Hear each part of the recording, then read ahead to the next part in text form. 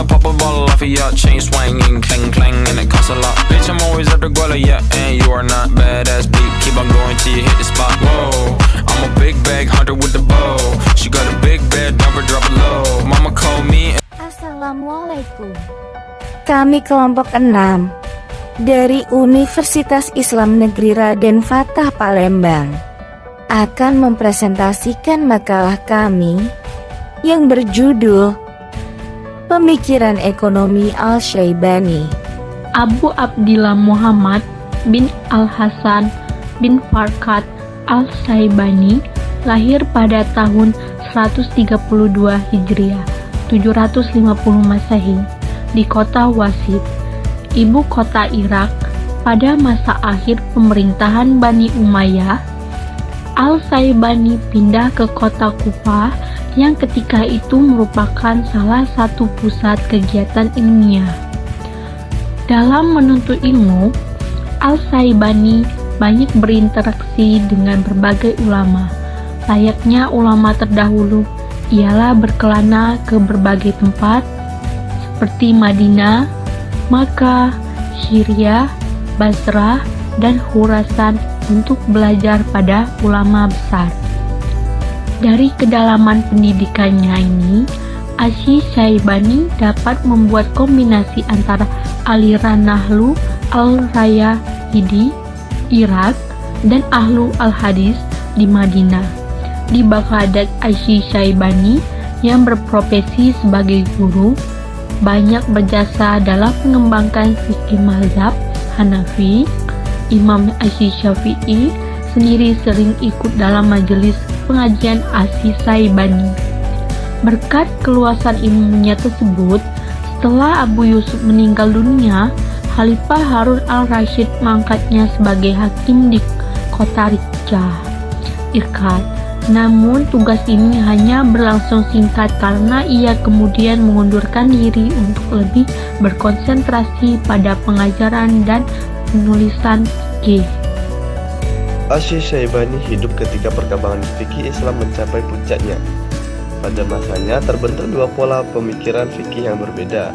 Yang pertama adalah pola pikir Ahlur Ra'yi, diwakili oleh Imam Abu Hanifah di Irak. Dan yang kedua adalah pola pikir Ahlul Hadis, yang diwakili oleh Imam Malik di Madinah.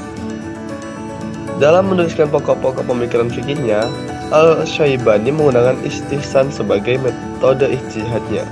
Karena istihsan sebagai perlindungan yang mencakup kota atau benteng beserta seluruh sarana dan prasarana yang ada digunakan di dalamnya.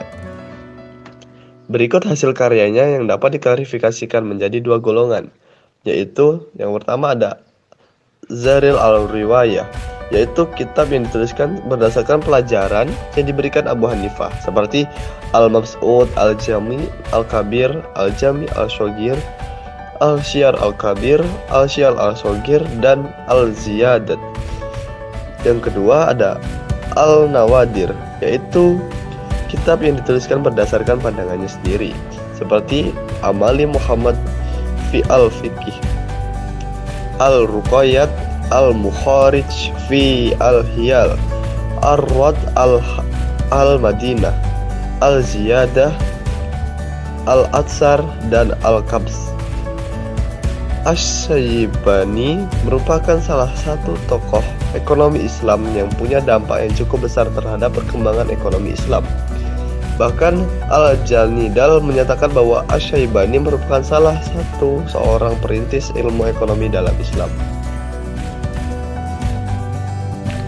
Sebagai buktinya dapat kita lihat dari pemikiran-pemikiran ekonomi yang telah beliau cetuskan, yakni 1. Al-Kas atau kerja.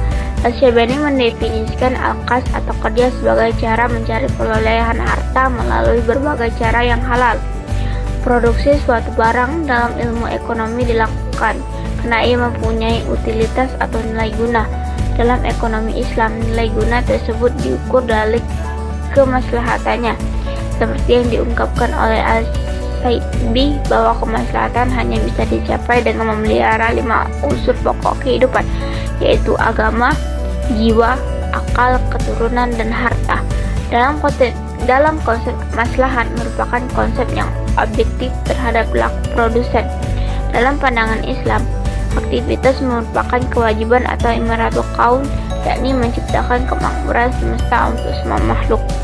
Berkenan dengan hal tersebut, Al-Syaibani menegaskan bahwa kerja merupakan unsur penting dalam kehidupan karena menunjang pelaksanaan ibadah, dan karena hal tersebut maka hukum bekerja menjadi wajib.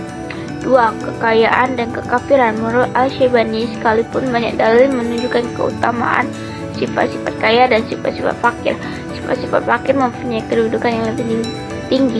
Ia menyatakan bahwa apabila manusia telah merasa cukup dari apa yang dibutuhkan, kemudian ia bergegas pada kebajikan sehingga mencurahkan perhatian pada urusan akhiratnya adalah lebih baik baginya.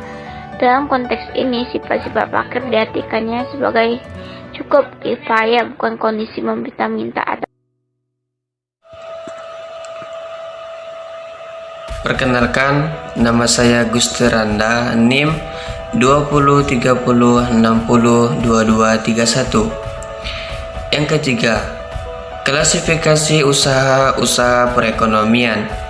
Menurut Al-Syaibani, usaha-usaha perekonomian terbagi atas 4 macam, yaitu sewa-menyewa, perdagangan, pertanian, dan perindustrian. Al-Syaibani lebih mengutamakan usaha pertanian dibandingkan dengan usaha-usaha lainnya karena menurutnya usaha pertanian memproduksi berbagai macam kebutuhan dasar manusia. Yang keempat, kebutuhan-kebutuhan ekonomi. Al-Syaibani mengatakan bahwa sesungguhnya Allah menciptakan anak-anak Adam sebagai suatu ciptaan yang tubuhnya tidak akan berdiri kecuali dalam 4 perkara, yaitu makan, minum, berpakaian, dan tempat tinggal. Yang kelima, spesialisasi dan distribusi pekerjaan.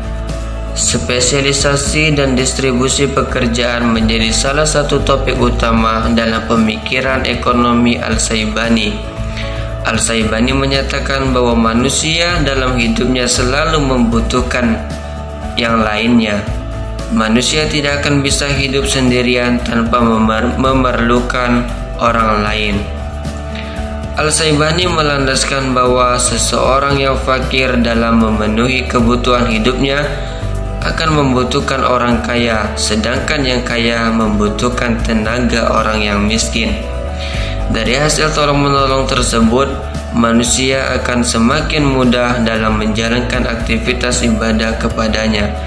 Dalam surah Al-Maidah ayat 2 yang artinya, dan tolong-menolonglah kamu dalam mengerjakan kebajikan dan takwa.